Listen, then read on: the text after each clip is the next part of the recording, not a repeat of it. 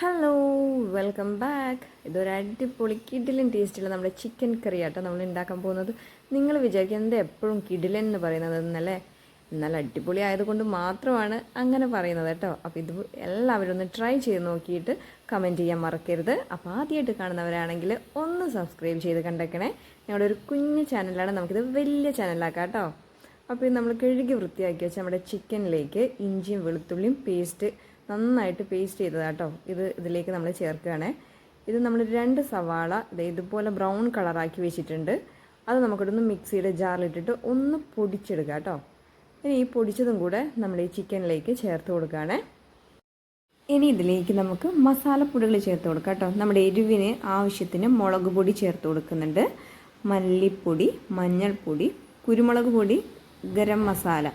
ഇനി നമുക്ക് ആവശ്യത്തിന് ഉപ്പ് കൂടെ ചേർത്ത് കൊടുക്കാം. ഇനി കുറച്ച് നമുക്ക് തൈര് കൂടെ ചേർത്തിട്ട് നമ്മുടെ സ്പൂണൊന്നും വേണ്ട, നമ്മുടെ കൈ വെച്ച് തന്നെ നന്നായിട്ട് അങ്ങോട്ട് കുഴയ്ക്കുക കേട്ടോ.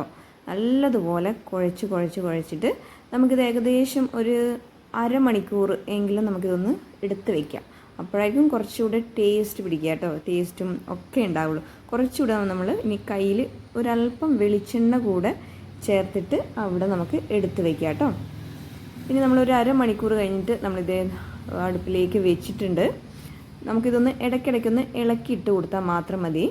നമ്മളിതൊന്ന് ഇനി അടച്ച് വെച്ചിട്ട് ഒരു 2 മിനിറ്റ് കൂടെ കഴിഞ്ഞിട്ട് നമ്മൾ നോക്കുമ്പോഴേക്കും നമ്മുടെ ചിക്കനിൽ വെള്ളമൊക്കെ ഇറങ്ങി വന്നിട്ടുണ്ട്. അതിലേക്ക് നമ്മളിനി കുറച്ച് മല്ലിയിലയും കറിവേപ്പിലയും ഒക്കെ ഇട്ടിട്ടുണ്ട്. ഇനി ഇതിലേക്ക് നമ്മൾ ഒരു ഗ്ലാസ് ചെറിയ ചൂടുവെള്ളമാണ് കേട്ടോ ഒഴിച്ചു കൊടുത്തേക്കുന്നത്. പച്ചവെള്ളം ഒഴിക്കേണ്ട, ചെറിയ ചൂടുവെള്ളം നമുക്ക് ഒഴിച്ചു കൊടുത്തിട്ട് 2 മിനിറ്റ് കൂടെ നമുക്കിതൊന്ന് അടച്ച് വെച്ച് വേവിക്കാം കേട്ടോ. ഇനി ഒരു 4-5 മിനിറ്റ് കഴിഞ്ഞിട്ട് നമുക്ക് നോക്കുമ്പോഴേക്കും നമ്മുടെ കറിയൊക്കെ ഏകദേശം തിളച്ച് നല്ലതുപോലെ ആയിട്ടുണ്ട്. ചിക്കനൊക്കെ നല്ല വേവായി വന്നിട്ടുണ്ട് കേട്ടോ.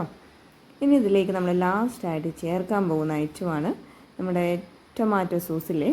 നമുക്കതൊരു 1.5 ടീസ്പൂൺ ടൊമാറ്റോ സോസ് കൂടി ഒഴിച്ചിട്ട് നന്നായിട്ട് ഇളക്കിയിട്ട് നമുക്ക് യോജിപ്പിക്കാം കേട്ടോ. അപ്പോഴേക്കും നമ്മുടെ ചിക്കൻ കറി റെഡി ആയിട്ടുണ്ട്. ഞാൻ ഇതിനിട്ട പേരാണ് സൺഡേ ചിക്കൻ. എങ്ങനെയുണ്ട്, കൊള്ളാവോ? അപ്പോൾ ഇഷ്ടപ്പെട്ടെങ്കിൽ എല്ലാവരും ഇതുപോലെ ഒന്ന് ട്രൈ ചെയ്ത് നോക്കിയിട്ട് കമൻറ്റ് ചെയ്യാൻ മറക്കരുത്. ലൈക്ക് ചെയ്യാനും സബ്സ്ക്രൈബ് ചെയ്യാനും മറക്കരുത് കേട്ടോ. അപ്പോൾ അടുത്ത വീഡിയോ ആയിട്ട് വരാം. ബൈ.